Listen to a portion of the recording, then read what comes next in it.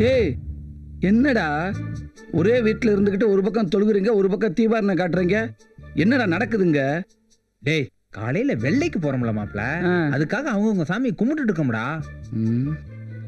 சாமியை கும்பிடுறா. நல்லது நடந்த சர்த்தியம் சாண்டவனே. என்னடா நடுராத்திரில இந்த பக்கம்? அது ஒரு பெரிய கூத்து, அப்புறம் சொல்றேன். இது என்னது மிட் நைட் மில்ஸா? என்ன தோற இங்கிலீஷ்லாம் பேசுது? யாரு இங்கிலீஷை கண்டுபிடிச்சது? நாங்க தான். நாங்க பேசாம வேற யாரு பேசுவா? சரிதான். சாப்பாடு எடுத்து வச்சு 5 மணி நேரம் ஆச்சு, ஒருத்தர் சாப்பிட வரல. 5 மணி நேரமா? ஏய் சாப்பாட்டுல இவ்வளவு நேரம் காக்க வைக்க கூடாதுடா. பசிச்சா தானடா சாப்பிட முடியும். பசிச்சாதான் சாப்பிட முடியுமா? ஏன் பசிக்காம இருக்கு? வேற என்ன சாப்பிட்டேன்? அவன் எங்க சாப்பிட்டான்? காலையில இருந்து ஒண்ணுமே சாப்பிடல. காலையில இருந்து சாப்பிடலையா? ஏடாச்சு உனக்கு? வெள்ளைக்கு போற சந்தோஷத்துல அவர் கூட சாப்பிடலப்பா. இவன்டே வெள்ளை வெள்ளன்னு இப்படி பைத்தியமா இருக்கானா? பெரிய மனுஷன் நீங்களும் அப்படி இருக்கிறது? எனக்குள்ளேயும் ஆசை வந்துடுச்சு தம்பி. ஐயோ ஆசை வந்துச்சு. எல்லாரும் ஊருக்கு போங்க, நான் வேணான்னு சொல்ல. சமைச்சதை எடுத்து சாப்பிட்டு போக வேண்டியதானே? எல்லாரும் என்ன கொஞ்சம் பாருங்க. எனக்கு இந்த சாரி நல்லா இருக்கா? இந்த சுடி நல்லா இருக்கா? இந்த ஆஃப் சாரியாச்சும் நல்லா இருக்கா? ஐயோ அத்தராத்திரில அலைவு போட்டிக்க போறோம். எங்க ஊருக்கு தானே போறோம், ஏதாவது எடுத்து போட்டு வர வேண்டியதானே? சும்மா இரு, நீ சொல்லு ரஹீம். அந்த சுடிதார் போட்டுக்கோ, நல்லா இருக்கும். ஆக மொத்தத்துல உங்க எல்லாரையும் வெள்ளை ஆட்டி படைக்குது. நீங்க எல்லாரும் வெள்ளைக்கு போங்க, என் வேலையை நான் பாத்துக்கிறேன். இப்படி வா. என்ன என்ன இதெல்லாம் யாரு சாப்பிடுவா? எல்லாமே உனக்கு தான்டா. யாரு? நான் அமுதா வந்திருக்கேன். என்ன முத இந்த நேரத்துல அலங்காரத்தோட வந்து நிக்கிறேன்? வெள்ளைக்கு போறோம்ல, கொஞ்சம் கீதா அப்படியா? கீதா வரேம்மா. என்னப்பா கிளம்பிட்டீங்களா? ஆமா. வெள்ளைக்கு போற சந்தோஷத்துல சும்மா தக தகன்னு மின்னுற. நிஜமாவா? ஏண்டி எங்களெல்லாம் விட்டுட்டு போறதுல உனக்கு அவ்வளவு சந்தோஷமா? அப்படிலாம் இல்லடி, அடிக்கடி வந்து பாப்பேன்ல. சரி காலேஜுக்கு என்னைக்கு வர? 2 நாள் நல்லா என்ஜாய் பண்ணிட்டு வியாழக்கிழமை வந்துருவேன். நீ இன்னைக்கு கிளம்புறல? ஆமா. எனக்கும் வெள்ளைய பார்க்கணும்னு ஆசையா இருக்குடி. ஏதாவது விசேஷம்னா சொல்லு, நானும் வந்து பாக்குறேன். கண்டிப்பா நான் வரேன்டி. சரி அமுதா. சரிடா. என்னடா ஏப்பம்லாம் ரொம்ப பலமா இருக்கு? சாப்பாடு அந்த மாதிரி. முதல்ல வாங்க போல். ஊருக்கு போறேன் ஊருக்கு போறேன்னு ஊர்ல இருக்கவன் ஒரு ஆத்தி எழுப்பிட்டு வந்துட்டேன். தூங்காம இருந்தவங்களை எல்லாம் தூங்க வச்சுட்டு வந்திருக்கேன். ஆமா இவங்க சின்ன தம்பி பிரபு அப்படியே பாட்டு பாட்டு தூங்க வச்சுட்டு வந்துட்டாங்க. விபரமான ஆளா இருக்க. இல்லன்னா உன்னை சமாளிக்க முடியுமா? டேய் பேத்து பிடுவேன். கிளம்பலாம்டா. எங்க? வெள்ளைக்கு தான். எங்கன்னு கேக்குற? வெள்ளைக்கு கருப்புக்கெல்லாம் நான் வரல. ஏன்? நீ ஊருக்கு உள்ள வர என்னை ஊர் விட்டு வெளியில அனுப்பிட்டாங்க. என்னாச்சுரா? அப்படி என்ன பண்ண நீ? அட ஏன்டா கேக்குற? பக்கத்தூர் போனப்ப டீ சாப்பிடலான்னு கடைக்குள்ள போனேன். உள்ள போனதும் டீக்கு பதிலா சாலாடு கொடுத்துட்டாங்க. நல்லா தேவை உனக்கு. நல்லா தேவைதான். இதுலதான் சந்தோஷப்படு. சரி என்னதான் ஆச்சு அப்புறம்? நீ என்ன ஆகணும் அப்புறம் என்ன? ஊரை விட்டு 30 நாள் நம்மளை ஒதுக்கி வச்சு விட்டாங்க. சூப்பர்ரா. இந்த விஷயம் வெளியில தெரிஞ்சு அசிங்க. சரியா? இதெல்லாம் நமக்குள்ளதான் இருக்கணும். வாங்க. உன்னை கண்ட்ரோல் பண்ண முடியாது. உனக்கு அப்புறம் தர்றேன். சரியா? யாருக்கும் தெரியக்கூடாது. சரி சரி நீங்க கிளம்புங்க, நான் தூங்க போறேன். அம்மா. எல்லோரும் வணங்கும் இந்த வெள்ளை கிராமத்தின் எல்லை கல்வெட்டு காந்திஜியின் அன்பளிப்பு.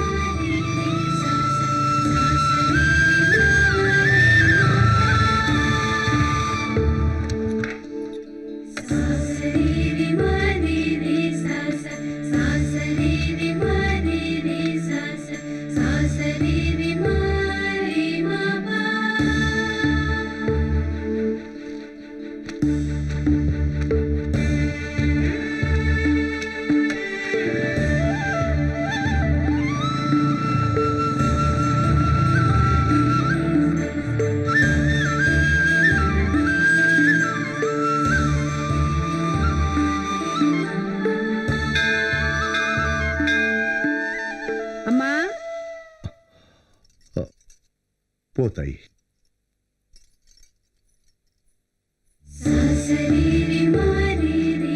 வாங்க வாங்க எல்லாரும் வாங்க. வணக்கம்யா. வணக்கங்க. வாங்க வாங்க.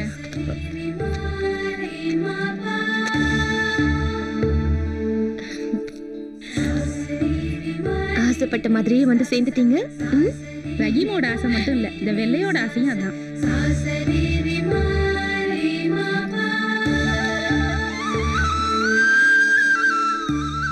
போடுங்க. சரி கொடுத்துடலாம். 500 ரூபாய்லாம் வேண்டாம். ஆரத்திக்கு 100, அர்ச்சனைக்கு 400. சரியா? அம்மா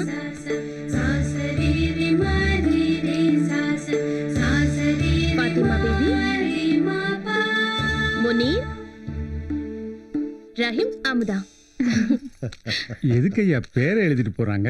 நீங்க புதுசா ஊருக்கு வந்திருக்கிறதுனால அந்த பணத்தை வச்சு உங்க பேர்ல கோவில்ல அர்ச்சனை பண்ண போறோம். ஆஹா. வாப்பா, இது இந்த கிராமத்தோட வழக்கம். ஆஹா. சரி, இவங்க சாமான்லாம் இறக்கி வச்சிருவாங்க, நாம போய் பசி ஏறிட்டு வருவோம். இந்த சரிங்க. ஊர்ல கால் எடுத்து வச்சதும் பசியெல்லாம் பறந்து போச்சுங்க. அது பசிக்குதோ இல்லையோ அதாவது அந்த நேரத்துல கரெக்டா பண்ணிடணும். நாம போய் சாப்பிடலாம். ஆ. நீங்க சாமான்லாம் இறக்கி வச்சுட்டு சரிங்க. வாங்க. போலாம். பந்தியில கூட காந்திக்கு பிடிச்ச வேர்க்கல்லையா? பரவாயில்லையே. வாப்பா, ஆ? இங்க மட்டும் இல்ல, ஆ. இந்த ஊர்ல இருக்கிற எல்லா வீட்லயும் இதுதான் முறை. அப்போ காந்தி இந்த ஊர்ல மட்டும்தான் வாழ்ந்துட்டு இருக்காருன்னு நினைக்கிறேன். உங்க ஊர்ல எல்லாம் காலையிலேயே ஆட்டுக்கால் பாயா சாப்பிடுவீங்க. இங்க அதெல்லாம் சாத்தியம் இல்ல. கொஞ்சம் அட்ஜஸ்ட் பண்ணி பழகிக்கங்க. நாங்க கவுச்சி விட்டு 6 மாசம் ஆச்சுல்ல, அதோட கசாப்பு கடையை மூடிட்டோமே. ரொம்ப சந்தோஷம். இப்ப இந்த ஊர்ல என்ன பண்ணலாம்னு இருக்கீங்க? விவசாயம் பார்க்கலான்னு உத்தேசம். கத்து கொடுத்துட்டீங்கன்னா அதை வச்சே காலத்தை ஓட்டிடுவேன். விவசாயம் தானே, கத்து கொடுத்துட்டா போச்சு. உங்களுக்குன்னு 2 ஏக்கர் ஒதுக்கி வச்சிருக்கோம்ல. ரொம்ப சந்தோஷம் ஐயா. ஆனா ஒரு விஷயத்துல மட்டும் நீங்க இந்த ஊரையே மிஞ்சிட்டீங்க. சொந்தமா ஒரு வீட்டை வாங்கி தான் குடி வருவேன்னு பிடிவாதமா இருந்ததெல்லாம் சரி, ஆனா கம்மியா விலை சொன்ன வீட்டை அதிக விலை கொடுத்து வாங்கியிருக்கீங்களே, அது ஏன்? ஐயா, ஆ? வீட்டோட விலைய குறைச்சு சொல்றது அவங்களோட பெருந்தன்மைங்கயா. அத முழுசா கொடுக்கறதானே நம்மளோட பெருந்தன்மை. என்ன பண்ண போற? போதும் போதும், இதுக்கு மேல என்னால சாப்பிட முடியாது. மறுக்காம மறு சாப்பாடு வாங்கியே ஆகணும். சாப்பிட முடியாது, ப்ளீஸ். சொல்றது கேள. இதுக்கு முன்னாடி சாப்பிட்டது உனக்காக, இப்ப சாப்பிட போறது எனக்காக. ரஹீம் இவ்வளவு சொல்றல்ல, கொஞ்சம் வாங்கிக்கப்பா. சரி போடு, அவங்களுக்காக வாங்கிக்கிறேன். சரியா? போதும் போதும் போதும். சாப்பிடுப்பா.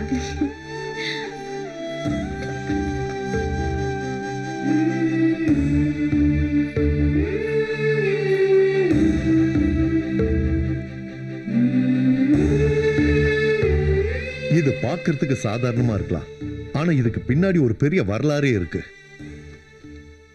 ஒரு சமயம் காந்திஜி காந்தி கிராமத்தை வெள்ளைன்னு மாத்தி வைக்க வந்தாரு. அப்போ அவர்கிட்ட இருந்து ஒரு 8 முழ வேஷ்டியை அன்பளிப்பா வாங்கி அதை சின்ன சின்ன துண்டுகளா கட் பண்ணி அந்த துணியில காந்திஜியோட உருவத்தை பொறிச்சு வீடு தவறாம வச்சிருக்கோம். எப்படி இந்த கிராமத்துக்கு இவ்வளவு மகிமை? இந்த கிராமத்துக்கு காந்தி தான் முதல் கடவுள், சத்திய சோதனை தான் முதல் வேதம்னு சொல்லி பஞ்ச பூதங்களையும் சாட்சியா வச்சு எங்க அப்பா சத்திய பிரமாணம் வாங்கிக்கிட்டாரு. இது இஸ்லாம் மதத்தோட ஆதாரம், இது கிறிஸ்துவ மதத்தோட ஆதாரம், இது இந்து மதத்தோட ஆதாரம். இங்க புதுசா குடி வர்றவங்களுக்கு இந்த ஊர் கொடுக்கிற முதல் சீதனம். ஏற்கனவே ரஹீம் இந்த 3ஐயும் படிச்சு நல்லா பக்குவமாயிட்டான். தெரியும் தெரியும், அந்த பக்குவத்துல தானே அமுதாவை எடுத்து வளர்க்குறீங்க. எதுக்கு இது கொடுக்கறோம்னா எல்லா மதத்தையும் சமமா நினைக்கணும், மனித நேயத்தை முழுசா நேசிக்கணும், காந்திய வழியில வாழ்க்கை நடத்தணும். உயிரை காக்குற மூச்சை எப்படி முக்கியமா நினைக்கிறோமோ அதை விட முக்கியமா இந்த 3 விஷயத்த நினைக்கணும். இந்த 3 விஷயத்துல ஒண்ணு குறைஞ்சா கூட இந்த கிராமத்துல வாழற தகுதியை இழந்துடுவோம். சரி, எல்லாருமா சேர்ந்து சாமியை கும்பிடுவோம். நல்லதே நடக்கட்டும்.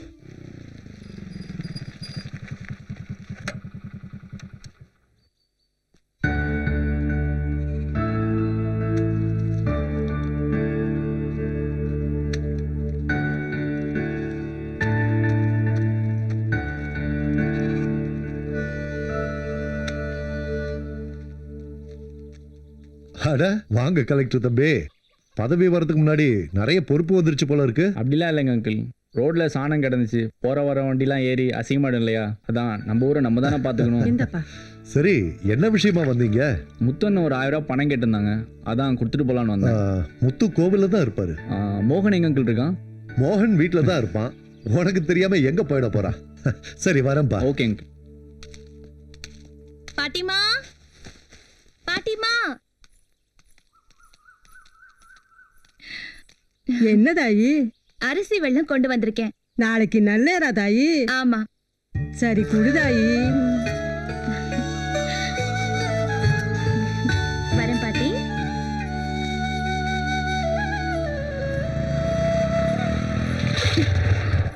அரிசி வெல்லம் எங்களுக்கும் கொஞ்சம் தரலாம்ல? இது உள்ளூர்காரங்களுக்கு மட்டும்தான். நாங்களும் சீக்கிரம் உள்ளூர்காரன் ஆயிடுவோம்ல. அதுக்கு நாங்க ஒத்துக்க மாட்டோம்ல. நமக்குள்ள எதுக்கு இந்த போட்டி? கொஞ்சமாவது கொடுத்துட்டு போயேன் ப்ளீஸ். அக்கா ஆசைப்பட்டு கேக்குறாருல, குடுக்கா. நீ சொல்றதுக்காக நான் கொடுக்கறேன். ரொம்ப நன்றிடா.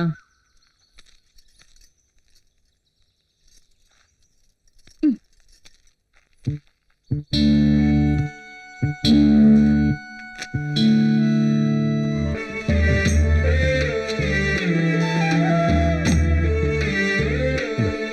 எனக்கு வச்சிரு. மோகனுங்கப்பா. நம்ம மரக்கா கூட போயிருக்காங்க.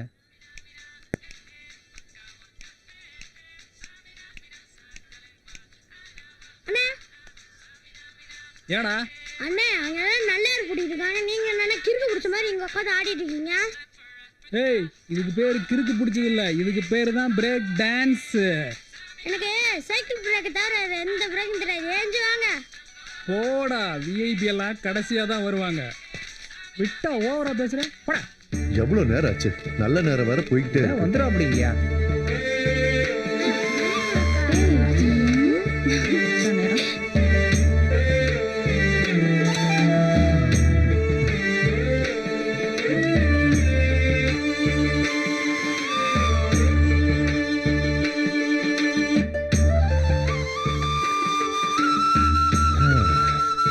போன 2 வருஷமா சுத்தமா வெள்ளாம சரியில்லை. மழை இல்லாம காஞ்சு போனது பாதி, கடைசி அடிச்ச மழையில முளைச்சு போனது பாதி.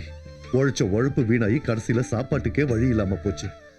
இந்த வெள்ளாமையிலேயாவது எல்லாம் நல்லபடியா விளைஞ்சு 4 காசு கிடைக்கிறதுக்கு நீ தான்ப்பா எங்களுக்கு வழி காட்டணும்.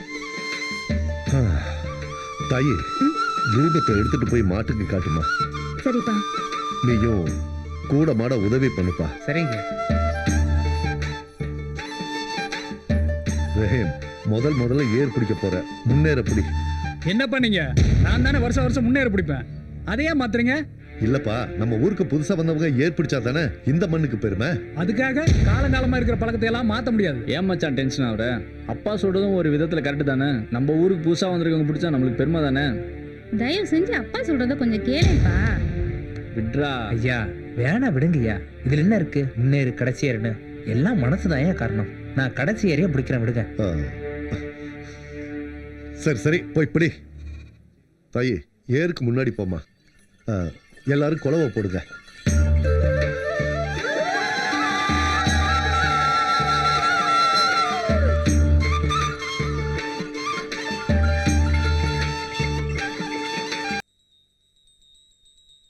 இறைவா, வெள்ளையில வாழணுன்ற 15 வருஷ கனவு இன்னைக்கு தான் நிஜமாக போகுது.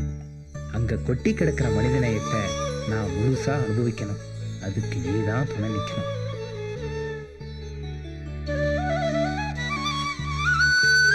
சேகருக்கு எப்படி இருக்கு?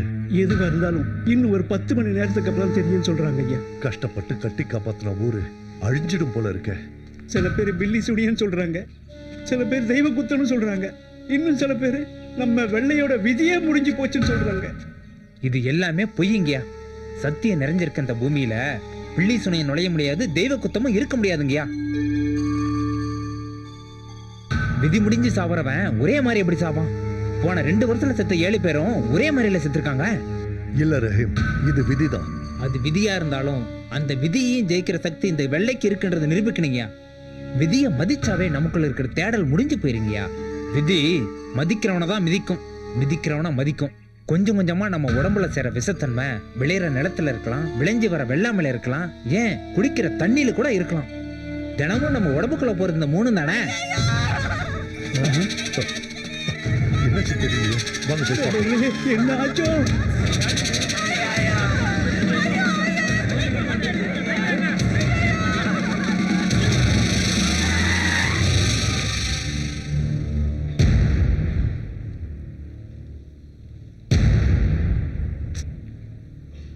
டெத் ஆகி 1/2 hour ஆகுது. டாக்டர், நோயாளியா வர்றவங்கள என்ன வேணா பண்ணலாம். நீங்க வரும்போதே பணமா தான் கொண்டு வரீங்க. அப்படின்னா இதை கண்டுபிடிக்கவே முடியாதா? இந்த விஷயம் எங்களுக்கே மண்டை குறைச்சலா தான் இருக்கு ஆரம்பத்துல இருந்து. நாங்களும் பலவித கோணத்துல ஆராய்ச்சி பண்ணிட்டு தான் இருக்கோம். அதுக்காக அப்படியே விட்டுற சொல்றீங்களா? ஒரு 2 நாள் டைம் கொடுங்க. இந்த ரிசல்ட் எல்லாம் மெட்ராஸ்க்கு அனுப்பிச்சு வச்சு ஏதாவது கண்டுபிடிக்க முடியுமான்னு பார்க்கலாம்.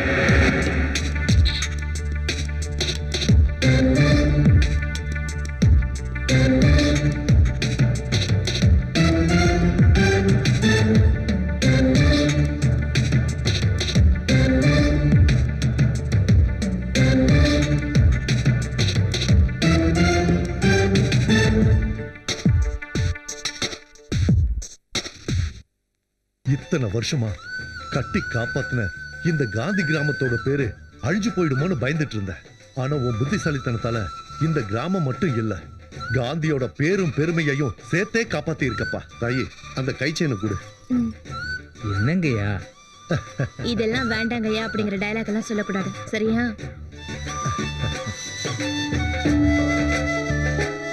குடிக்கிற தண்ணியே விஷமா இருக்கும்போது இங்க இருந்து என்னையா பண்ண முடியும்? தண்ணி லாரி வந்திருக்கு பாருங்க, இப்போதைக்கு அதை குடிப்போம், அப்புறமா தண்ணி எங்க நல்லா இருக்குன்னு தேடி கண்டுபிடிப்போம். என்னங்கய்யா? அதுவும் சரிதான். சரிங்க ஐயா.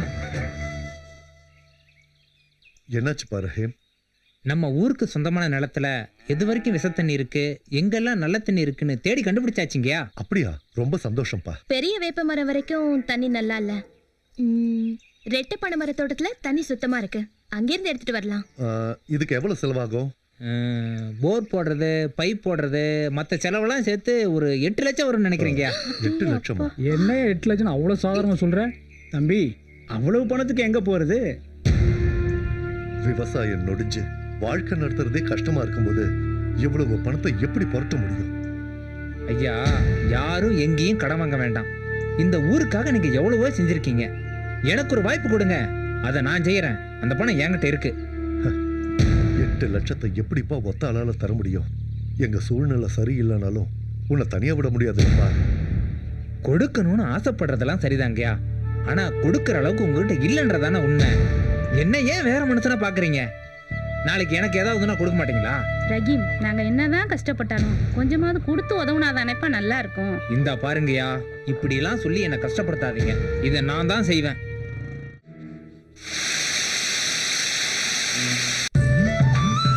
நம்ம ஊருக்கு வர்ற தடமெல்லாம் குண்டு குழியுமா இருக்கு, முதல்ல அதை சீர்படுத்த ஏற்பாடு பண்ணணும். ஐயா வணக்கம். வாரு. வர சொன்னீங்கன்னு சொன்னாங்கய்யா. ஆமா, 5000 நெல்லு சாம்பிள் வந்திருக்கு, எப்படி இருக்குன்னு பார்த்து சொல்லு. நெல்லு நல்லா தாங்க இருக்கு, ஆனா இந்த வருஷம் நெல்லு பயிர் வேணாங்கய்யா. ஏன்பா? நல்லேறு சகனம் சரியில்லைங்கய்யா, அதனால விவசாயம் இந்த வருஷம் நல்லா இருக்கும்னு தோணல. அப்படி இருக்கையில வருஷம் வைக்கிற பயிர்களை விட இந்த வருஷம் புதுமையா எந்த சூழ்நிலையையும் தாக்கு பிடிக்கிற மாதிரி உள்ள பயிர்களை வைப்போம். நல்ல யோசனை தான் ஐயா. அப்படின்னா ஒரு விவசாய ஆபீசரை கூப்பிட்டு புதுசா என்ன பயிரிடலாம்னு கேட்டலாம். எதுக்குயா விவசாய ஆபீசரு? இவர் அதுக்கு தான் படிச்சிருக்காரு, நிறையவும் படிச்சிருக்காரு, அவர்கிட்டயே விட்டுருவோமே. சரிங்க, நீங்க சொன்னா சரிதாங்க.